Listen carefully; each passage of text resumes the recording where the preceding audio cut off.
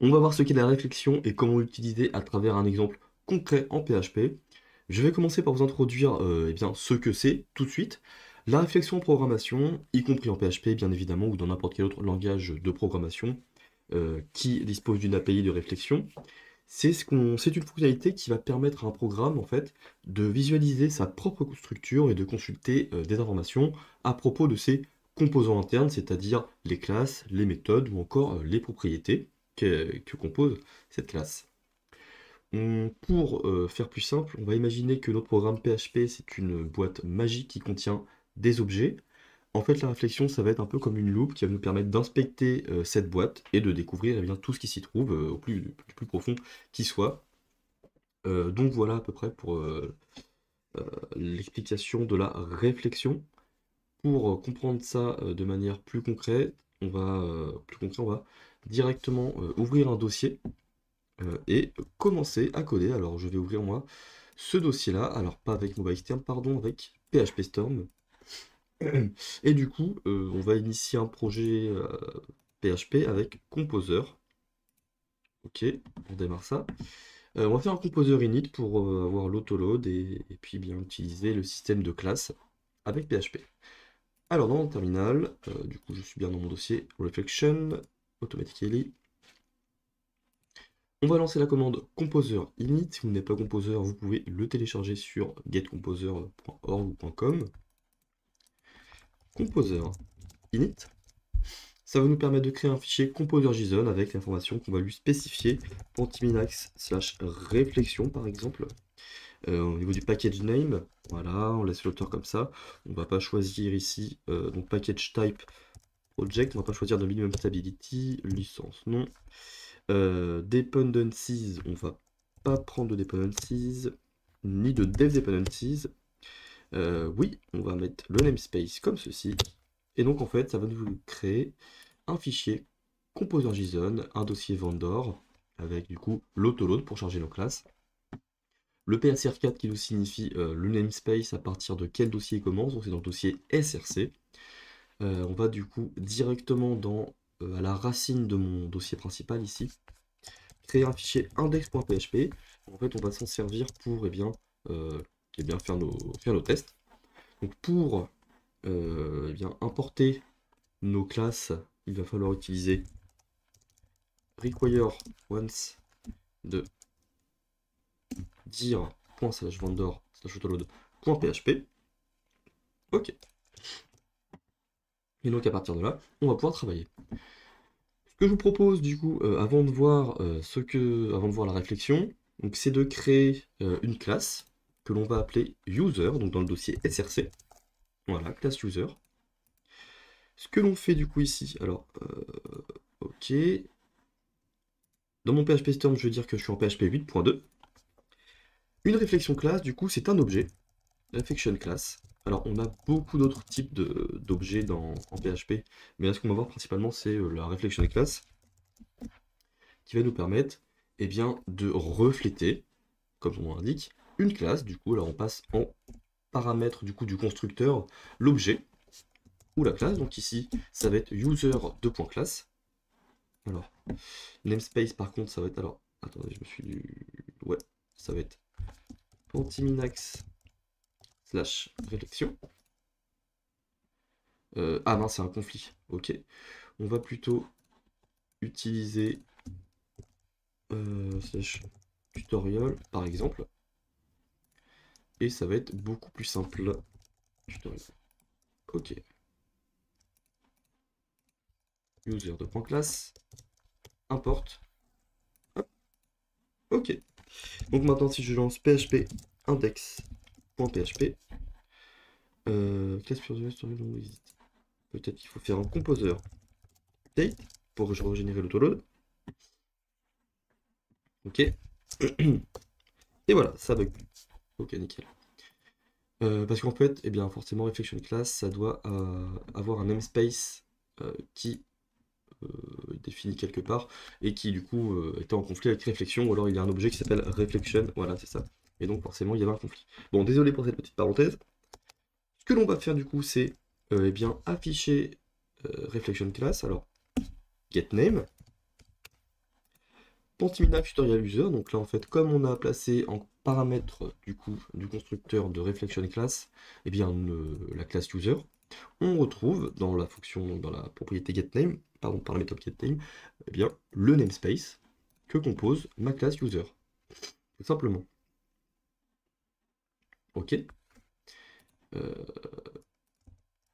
Ok, bon, c'est pas grave, ça c'est comme ça, mais j'ai dû faire une bêtise, moi. CRC slash, ok. Ce que l'on peut faire, alors c'est utiliser donc ici les fonctions, et vous voyez qu'on a énormément de choses, de méthodes qui nous permettent de vérifier certaines choses, comme par exemple, est-ce que c'est une classe finale, est-ce que c'est une énumération, euh, est-ce que c'est un namespace, est-ce que c'est une interface. Donc là, à partir de là, on va avoir beaucoup de possibilités au niveau de la reflection class. On peut obtenir le short name, donc qui va tout simplement être user, comme on voit ici.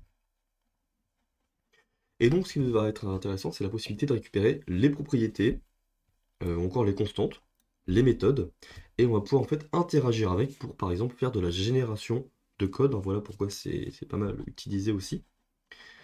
Et donc, on va commencer par aller dans la classe user et eh bien, définir des propriétés. On va créer une propriété qui est nullable, donc pour interrogation int id. On va créer notre propriété privée username. Et une dernière propriété que l'on va appeler password. On va mettre un point d'interrogation aussi. Donc là, si je fais une boucle effectivement sur mes properties, donc grâce à la fonction getProperties, que je fais un echo property getName, .php, donc end of line, on remarque que l'on a eh bien, mes trois propriétés qui apparaissent. Dans la fonction getProperties, on a la possibilité de passer un filtre.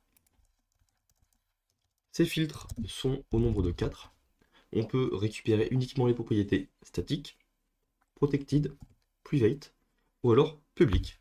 Si je passe le filtre public, on va voir qu'eh bien on n'a aucune propriété publique, puisque toutes les trois sont privées. Si par contre je passe la propriété ID au public, on va avoir ID, voilà, comme ceci. Alors nous, ce que l'on va vouloir faire, c'est en fait utiliser des getters et des setters, donc encapsuler nos propriétés, donc avec les fonctions public, fonction getID, tout ça. On peut faire un clic droit avec PHP Storm generate, getter and setter pour les trois. Hop. Alors par contre j'ai coché la PHP doc, c'est bon, ok. Voilà, donc on a nos trois getter et setter.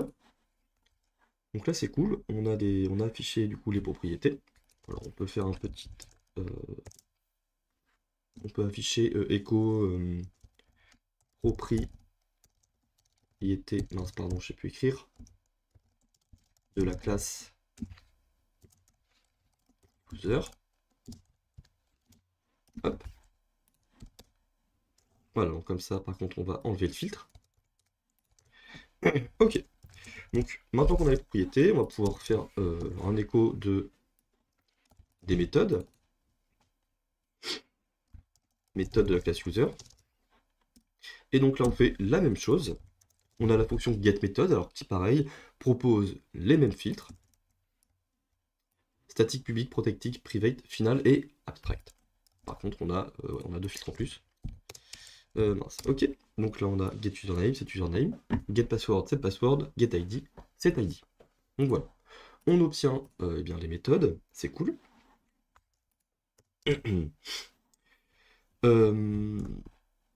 L'objectif maintenant, une fois qu'on a alors vu à peu près tout ce qui nous intéressait, donc c'est les fonctions principales qui vont nous permettre de faire de la génération de code, c'est créer deux fonctions, donc une fonction qui est en fait d'hydratation, qui va nous permettre d'hydrater un objet user à travers un tableau de données.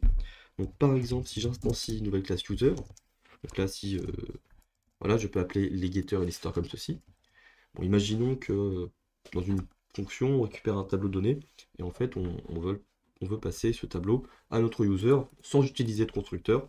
Donc, juste pour l'exemple, hein, on va pouvoir créer une fonction public fonction. On peut l'appeler iterate by properties, array de data. Ok. Et donc, voilà, en temps normal ou dans des cas, donc dans un certain cas, on pourrait très bien faire comme ceci. Créer un tableau data avec en ID, avec comme propriété ID, username, password. Si ces clés n'existent pas, on affecte nul. Alors c'est une possibilité. Dans des cas peut-être plus complexes ou dans un cas un peu différent, on va pouvoir faire appel à la réflexion. Et donc on va faire un exemple tout de suite. Donc on va créer une reflection class, comme on voit ça, comme on voit ici. Par contre, on va effectivement créer une reflection class, non pas de user de point class, mais de 6. Donc il va prendre l'instance courante. À partir de cette instance, on peut récupérer du coup, alors les propriétés oui, mais par contre ce que l'on va faire c'est plutôt parcourir un autre tableau de données, as key value. On va avoir besoin des clés et des valeurs. Alors la fonction du coup s'appellerait ainsi, user iterate by properties, et là on va marquer effectivement l'id, hein. Ensuite username, anti-minax, et le password, donc là, eh bien, par exemple, test 1, 2, 3, 4, point d'exclamation. Maintenant, ce que je veux faire, c'est afficher mes trois propriétés. Donc là, forcément, si je passe... donc là, déjà, il y a un souci, parce que j'ai dû mettre le int... Non, comment j'ai fait? Qu'est-ce qu'il me dit? Ok... Oui, c'est normal. Comme rien n'était affecté, eh bien, on a le must not be accessed before initialization. Forcément, la variable n'est pas initialisée. Pour du coup affecter des valeurs, ce que l'on fait, c'est que l'on va récupérer alors notre propriété, si jamais elle existe, donc if reflection class as property de key, puisque la key ça va être id, username, password, et donc à partir de là on peut vérifier si une des trois propriétés existe, et si seulement elle existe, on récupère la propriété en utilisant getProperty de key, et enfin cette propriété, donc cet objet, on va pouvoir l'utiliser et utiliser un setValue. Ici, en premier paramètre, c'est en fait, l'objet, l'instance à laquelle on veut affecter cette valeur, donc 6. Et en deuxième paramètre, c'est la valeur qu'on lui donne. Voilà.